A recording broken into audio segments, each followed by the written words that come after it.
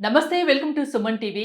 నేను మీ హరిత. ఇప్పుడు నేను బంజారా హిల్స్‌లోని మావిన్ మెడికల్ సెంటర్‌లో ఉన్నాను. మగవాళ్ళలో వచ్చే బీపీహెచ్ ప్రాస్టేట్‌కి కారణాలేంటి? ఎలాంటి వారిలో ఇది ఎక్కువగా చూస్తుంటారు? ఎలాంటి సింప్టమ్స్ కనిపిస్తాయి? అసలు ట్రీట్మెంట్ ఆప్షన్స్ ఏముంటాయి? దీని గురించి మనం మాట్లాడబోతున్నాం. నాతో పాటు ఉన్నారు senior interventional radiologist doctor Balaji Patel. Doctor గారు నమస్తే నమస్తే అండి. అండి. బీపీహెచ్ ప్రాస్టేట్ చాలా మటుకు వింటుంటాం. అంటే మగవాళ్ళలో ఒక ఏజ్ తర్వాత చాలా మందిలో వస్తుందని వింటున్నాం. నిజమేనా? అవునండి. మనకు బీపీహెచ్ అంటే బినైన్ ప్రాస్టేట్ హైపర్ట్రోఫీ. ప్రాస్టేట్ అనేది ఒక ఆర్గన్. సో, మనకి యూరినరీ బ్లాడర్ దగ్గర ఉంటుంది అది ప్రాస్టేట్ అనేది. సో, మూత్రం అనేది ఆ ప్రాస్టేట్ ద్వారా బయటికొస్తుంది. సో, ఎప్పుడైతే ప్రాస్టేట్ సైజ్ ఇంక్రీజ్ అయిపోతుందో, ఆ మూత్రం అనేది రాకుండా దాన్ని టైట్ చేసేసి దానికి చాలా ప్రాబ్లమ్స్ క్రియేట్ చేస్తుంది. సో, ఎప్పుడైతే మూత్రం బయటికి రాదో అప్పుడు ఇన్ఫెక్షన్ రావడము, స్టోన్స్ రావడము, తర్వాత పేషెంట్స్‌కి చాలా సఫర్ అవ్వడం ఇవన్నీ అవుతాయి. సో, దాన్ని మనము అలా ఉన్నప్పుడు అంటే పేషెంట్స్‌కి రాత్రి చాలా సార్లు లేవడం, మూత్రం పోవడానికి, పోయినా గానీ మూత్రం రాకపోవడం. సో, మూత్రం వస్తున్నా గానీ ఎక్కువ ఫోర్స్ తోటి రాకపోవడం. సో, ఇవన్నీ మ మనకు మగవాళ్ళలో 50 ఏళ్ల తర్వాత ఇలాంటి సింప్టమ్స్ చాలా చూస్తూ ఉంటాం. ఫస్ట్ ఆఫ్ ఆల్ వాళ్ళకి ఇది ప్రాబ్లమ్ అని గుర్తించం. గుర్తించేసరికి చాలా లేట్ అయిపోతుంది. సో, ఎవరికైనా మూత్రము చాలా సార్లు పోవడం, అంటే రాత్రి 2 సార్ల కంటే ఎక్కువ లేవడం, మూత్రం ట్రై చేయడం, తర్వాత మూత్రం పోవడానికి ఎళ్తే ఫోర్స్‌లా రాకపోవడం, మూత్రం ఇనిషియేట్ చేయడానికి చాలా కష్టపడడం. ఇట్లాంటి ఏ సింప్టమ్స్ ఉన్నా గానీ వాళ్ళకు బినైన్ ప్రాస్టేట్ హైపర్ట్రోఫీ ఉంది అని వాళ్ళు గుర్తించాలి. వాళ్ళకి గూడా సింపుల్ అల్ట్రాసౌండ్ టెస్ట్ చేస్తామమ్మా. సింపుల్ అల్ట్రాసౌండ్ టెస్ట్‌లో మనకు బ్లాడర్ తర్వాత ప్రాస్టేట్ సైజ్ ఎంతుంది. ప్రాస్టేట్ సైజ్‌ని బట్టి వాళ్ళకి ఆ డిసీజ్ ఉందా? లేదా? మనం నిర్ధారిస్తాం. అంటే ఎలాంటి వారిలో ఈ ప్రాబ్లమ్ ఎక్కువగా చూస్తున్నారు? అసలు ఈ ప్రాబ్లమ్ బీపీహెచ్ రావడానికి కారణాలేంటి అంటే ఏం చెప్తారు? కారణాలేవి లేవమ్మా దీనికి మళ్ళీ. హ్మ్. సో, మోస్ట్‌లీ అంటే మగవాళ్ళలో 50 ఏళ్ల తర్వాత ఈ డిసీజ్ అనేది చూస్తాం. సో, అందరిలో వస్తుందా అంటే అందరిలో రాదు. అంటే ఎంత శాతం వరకు ఈ ప్రాబ్లమ్ ఉంది? 50% మోర్ దెన్ 50%. 50% మోర్ 100లో దెన్ ఓకే. 50%. హ్మ్. మీకు 50 ఏళ్లలో మోర్ దెన్ 50%, 60 ఏళ్లలో మోర్ దెన్ 60%, 70 ఏళ్లలో మోర్ దెన్ 70%. సో, మీరు అలా చూసుకుంటే ఆల్మోస్ట్ 50 దాటిన మగవాళ్ళలో చాలా మందిలో బినైన్ ప్రాస్టేట్ హైపర్ట్రోఫీ ఉంటుంది. క్యూరబులేనా ప్రాబ్లమ్? వెరీ మచ్ క్యూరబుల్ అండి. హ్మ్. సో, మళ్ళీ అదే సేమ్ ప్రాబ్లమ్. సో, అందరికీ తెలుసు ఇది సఫర్ అవుతున్నాము అని. సో, ఫస్ట్ ఏం చేస్తారంటే వాళ్ళు ఇది యూరిన్ ప్రాబ్లమ్ కాబట్టి యూరాలజిస్ట్ దగ్గరికి వెళ్తారు. యూరాలజిస్ట్ దగ్గరికి వెళ్ళినప్పుడు ఒక చిన్న అల్ట్రాసౌండ్ టెస్ట్ చేస్తారు. అల్ట్రాసౌండ్ టెస్ట్ చేసినప్పుడు బినైన్ ప్రాస్టేట్ అంటే ప్రాస్టేట్ పెరిగింది మీకు. దీనికి టాబ్లెట్స్ తీసుకోవాలి అని చెప్పేసి టాబ్లెట్స్ ఇస్తారు. కానీ ఈ డిసీజ్ ఏంటిదంటే టాబ్లెట్స్ తీసుకోగానే తగ్గేది కాదు. సో, ఈ టాబ్లెట్స్ అనేది సంవత్సరాల పొడుగ్గా తీసుకోవాలి. సంవత్సరాలు తీసుకున్నప్పుడు ఏమవుతుందంటే దీనికి టాబ్లెట్స్‌కి చాలా సైడ్ ఎఫెక్ట్స్ ఉన్నాయి. చక్కెర వచ్చినట్టు అవ్వడము, హ్మ్. తర్వాత వేరే ప్రాబ్లమ్స్ చాలా హైపర్‌టెన్షన్ రావడం, ఇట్లాంటి చాలా చాలా ప్రాబ్లమ్స్ ఉన్నాయి. సో, వీళ్ళేం చేస్తారు ఈ ప్రాబ్లమ్స్ భరించలేక మందులు ఆపేస్తారు. హ్మ్. మందులు ఆపేసినప్పుడు మళ్ళీ ప్రాస్టేట్ ఇంకా పెరగడం స్టార్ట్ అవుతుంది. సో, ఇంకా ఇంకా సఫర్ అవుతుంటారు. సో, మందులు ఆపేసాక మళ్ళీ సెకండ్ స్టేజ్‌లో మళ్ళీ వాళ్ళు వెళ్తారు డాక్టర్ దగ్గరికి.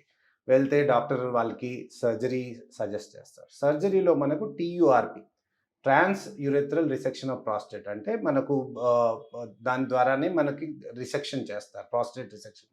కానీ ఆపరేషన్ చేసినప్పుడు మనకు యూరిన్‌లో రక్తం రావడం, హ్మ్. చాలా రోజులు పైప్ పెట్టుకోవడం, మనకు డిస్‌ఫంక్షన్ రావడం, ఇట్లా రెట్రోగ్రేడ్ ఎజాక్యులేషన్ రావడం, ఇట్లాంటి ప్రాబ్లమ్స్ చాలా ఉన్నాయి.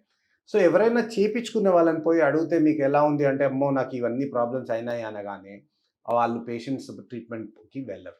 అంటే బీపీహెచ్ ప్రాస్టేట్ ఉన్న ప్రతి ఒక్కరికి సర్జరీ అవసరమా? అది ప్రోగ్రెసివ్ డిసీజ్ మా. సో, హ్మ్. మనం ఇప్పుడు ట్రీట్మెంట్ చేయకపోతే గనక ఇంకా ఇంకా వర్స్ట్ అవుతుంది. సో, వర్స్ట్ ఏంటిది యూరినరీ మొత్తం రిటెన్షన్ అంటే మూత్రం ఇంకా బయటికి రాదు. సో, అది అది చాలా ఇదవుతుంది. అప్పుడే మళ్ళీ మనకు ఫోలిస్ క్యాథెటర్ అంటాం గదా! క్యాథెటర్ ఏసి యూరిన్‌ని బయటికి తీయాల్సొస్తుంది. సో, కంపల్సరీ మనం ఒక స్టేజ్‌లో మనం ట్రీట్మెంట్ తీసుకోకపోతే అది ఇంకా వర్స్ అవుతుంది తప్ప అది బెటర్ అయ్యే ఛాన్సెస్ ఉండదు. మావిన్‌లో బెస్ట్ ట్రీట్మెంట్ ఆప్షన్స్ ఏమున్నాయంటే ఏం చెప్తారు? ఇప్పుడు మనము ఇంటర్వెన్షన్ రేడియాలజీ గురించి తరచూ అవును. మాట్లాడుకుంటాం. ఇంటర్వెన్షన్ రేడియాలజీ అంటే it's an alternative to surgery. So, surgery అనేది కోసి చేస్తారు. హ్మ్. మనం ఇంటర్వెన్షన్ రేడియాలజీ అనేది సన్న నీడిల్ ద్వారా ఒక చిన్న నీడిల్ పంక్చర్ ద్వారా చేస్తాం. సేమ్ ట్రీట్మెంట్ ప్రాస్టేట్ ఇప్పుడు బినైన్ ప్రాస్టేట్ హైపర్ట్రఫీ కూడా ఇస్తున్నాం. దానికి ప్రాస్టేట్ ఆర్టరీ ఎంబలైజేషన్ అంటాం. సో సింపుల్ అండి, చాలా టెక్నిక్. ఇప్పుడు మనకి చెయ్యి ఉంది, ఈ చెయ్యికి రక్తం వస్తేనే ఈ చెయ్యి బతుకుంటుంది. సో మనం ఇలా దాన్ని క్లోజ్ చేసేస్తే కనుక కొన్ని రోజుల్లో ష్రింక్ అయిపోయి పడిపోతుంది. సేమ్ వే మనం ఏం చేస్తున్నామంటే ప్రాస్టేట్ పెరుగుతుంది. సో ప్రాస్టేట్కి రక్తం సప్లై ఉంటేనే ప్రాస్టేట్ పెరుగుతుంది. సో మనము లోపలికి వెళ్ళి ప్రాస్టేట్ ఆర్టరీ లోపలికి వెళ్ళి ప్రాస్టేట్కి ఏదైతే సప్లై ఉందో దాన్ని తీసేస్తాం. అప్పుడు ఆటోమేటిక్గా ప్రాస్టేట్ ష్రింక్ అయిపోతుంది. ఇప్పుడు మనకి ఇది ప్రాస్టేట్ క్యాన్సర్ కాదు, ఇది బినైన్ కండిషన్. బినైన్ కండిషన్ అనేది సైజు వల్లనే ప్రాబ్లం అవుతుంది. సో దాన్ని సైజుని మనం ఆన్సర్ చేస్తే కనుక ఈ ప్రాబ్లమ్ని మొత్తం మనం రిమూవ్ చేయొచ్చు. సో చిన్న ప్రొసీజర్ ద్వారా ప్రాబ్లమ్ని కంప్లీట్గా క్యూర్ చేయొచ్చమ్మా. Not even a single blade మనం పెట్టకుండా ఒక చిన్న నీడిల్ పంక్చర్ ద్వారా మనకి ఇప్పుడు మీరు చాలా వినుంటారు కార్డియాక్ బైపాస్. మనకు కార్డియాక్ బైపాస్ అంటే మొత్తం గుండె మొత్తం కోసి బైపాస్ చేస్తారు. అదంతా లేకుండా ఇప్పుడు ఒక చిన్న పంక్చర్ ద్వారా, చెయ్యిలో చిన్న పంక్చర్ ద్వారా గుండెకి రిపేర్ చేసి బయటకు వచ్చేస్తున్నారు. సేమ్ అదే వేగా చెయ్యికి కానీ లేకపోతే కాల్కి కానీ చిన్న సూది పంక్చర్ చేసి దాని ద్వారా క్యాథెటర్ పంపించేసి ప్రాస్టేట్ ఆర్గన్కి బ్లడ్ సప్లై ఏదైతే ఉందో దాన్ని కట్ చేయగానే ఆటోమేటిక్గా వితిన్ 20 to 30 days ఆ ప్రాస్టేట్ సైజ్ డిక్రీజ్ కావడం, ఆ ప్రెషర్ ఏదైతే మనకు యూరేటర్ మీద పెడుతుందో ఆ ప్రెషర్ తగ్గిపోవడం, ఆ యూరిన్ ఫ్లో అనేది మంచిగా రావడం. 50 ఏళ్ళు పైబడ్డ వారిలో ప్రతి 100 మందిలో 50 మంది బీపీహెచ్ ప్రాస్టేట్ ని ఎదుర్కొంటున్నారు ప్రాబ్లమ్ ని.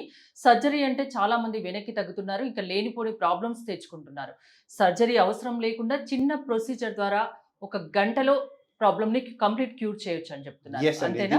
అసలు భయపడిన అవసరం లేదు. డే కేర్ ట్రీట్మెంట్ అండి. పేషెంట్ మళ్ళీ వచ్చి హాస్పిటల్లో అడ్మిట్ కావడం, పెయిన్ తోటి పడుకోవడం అట్లాంటివి ఏం లేవు. పేషెంట్ అదే రోజు ట్రీట్మెంట్ తీసుకొని హీ కెన్ గెట్ డిశ్చార్జ్. మళ్ళీ వాళ్ళకి ఫోలీస్ ఇప్పుడు మనకు మీకు చెప్పాను, మీకు టీయూఆర్పీ అని ఉంది, లేదా ప్రాస్టెటెక్టమీ. ప్రాస్టెటెక్టమీ అంటే మొత్తం ప్రాస్టేట్ తీసేయడం, అది చాలా పెద్ద ఆపరేషన్. సో దానివల్ల మనకు ఇన్ఫర్టిలిటీ రావడం, తర్వాత మనకు ఎజాక్యులేషన్ ప్రాబ్లం రావడము, తర్వాత ప్రాబ్లమ్స్ రావడము, ఇలాంటి చాలా ఉన్నాయి సైడ్ ఎఫెక్ట్స్.